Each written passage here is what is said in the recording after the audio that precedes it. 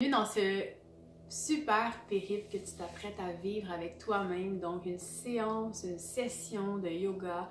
Donc si c'est la première fois de ta vie que t'en fais, j'espère vraiment que ça va donner la piqûre de continuer cette introspection-là.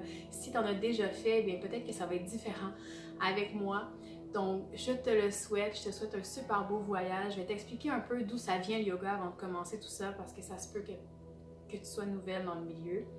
Donc le yoga, ça a plus de 5000 ans avant Jésus-Christ. Ça, c'est les premiers écrits qu'on a pu trouver à ce jour. Avant ça, malheureusement, on n'écrivait pas.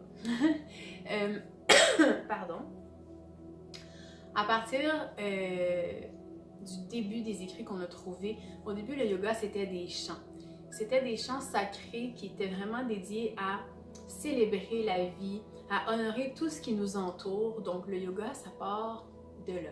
C'est une philosophie de vie qu'on va mettre dans tous les aspects et on en retire aujourd'hui 5 points fondamentaux qu'on doit mettre dans notre mode de vie aujourd'hui si on veut vraiment aller vivre un peu plus en paix avec soi-même et avec les autres. Donc, ça passe par l'alimentation, une alimentation de paix.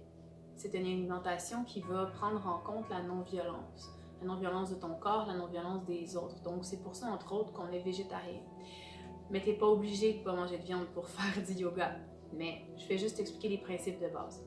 Ensuite, il y a la méditation. La méditation, ce que ça fait, c'est qu'on dit que pour être en paix, il faut être capable de calmer le mental. Parce que lorsqu'on est dans notre mental, souvent on est à penser à plus tard ou à penser à qu'est-ce qui s'est passé hier. Ce qu'on veut, c'est de se ramener toujours au présent. En étant présent, on est plus en paix. Donc, ce que ça fait, comment on y arrive en fait, c'est que par la méditation, on va se concentrer sur un point à la fois. Souvent, on va commencer par se concentrer sur la respiration. Ce que ça fait, c'est que lorsque ton mental est agité, tu le ramènes à ton centre, tu le ramènes à l'intérieur de toi ou sur un objet, mais bref, tu le ramènes à se concentrer sur un point à la fois. Donc,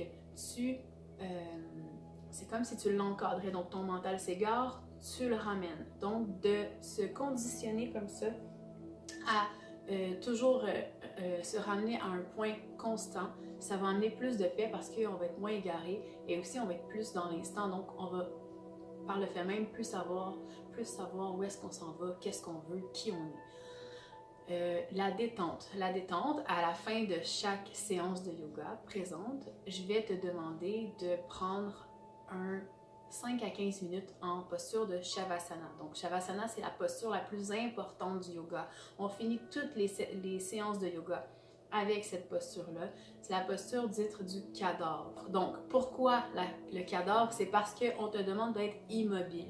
Parce que ça fait partie des choses fondamentales à faire dans sa vie. Pour être en paix, on te demande de prendre un 5 à 15 minutes par jour sans bouger pour être capable de ramener toute l'énergie que tu vas avoir dépensée. Tu es capable de la ramener seulement en étant immobile. Donc tu ramènes l'énergie, tu refabriques l'énergie, tu ramènes l'énergie à toi. Donc tu n'as pas besoin de boire du café pour être en forme, tu n'as pas besoin d'aller chercher des stimulants extérieurs ou d'écouter de la musique extraordinairement entraînante, juste de te permettre d'être dans le calme sans bouger pendant 15 minutes. C'est comme avoir pris un café. Après, tu te sens détendu, mais énergique. Donc, l'autre point, c'est en fait l'exercice correct. Donc, l'exercice correct, qu'est-ce qu'on entend par là? C'est que souvent, le yoga, on va banaliser ça comme exercice si on le compare au gym. Je veux pas avoir de favoritisme.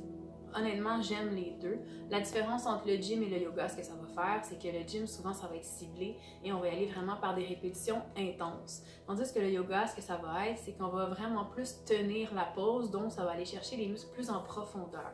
Et la différence est que lorsqu'on fait un mouvement, on va chercher la détente parce que on va respirer dans la posture. Donc, non seulement on va donner un effort à notre corps, mais on va aller rééquilibrer ça par la respiration soutenue qu'on va maintenir dans la posture. Donc, ça va vraiment nous permettre d'avoir un effet optimal quant à l'activation du corps, mais aussi la paix à l'intérieur. Et en plus de ça, le fait de s'entraîner comme ça sécrète moins d'acide lactique dans ton corps comparativement au gym. Donc, ça a vraiment des bienfaits parce que tu vas moins te sentir raqué. Bien sûr, je vais quand même te recommander de boire énormément d'eau, au moins 2 litres par jour, c'est ce qui est recommandé par Santé Canada et c'est aussi ce qu'on recommande. Ton corps est fait à 70% d'eau, donc c'est important que tu t'hydrates vraiment comme il faut. Dernier point, c'est la pensée positive. Donc, prendre un moment pour observer, être en conscience de tes pensées.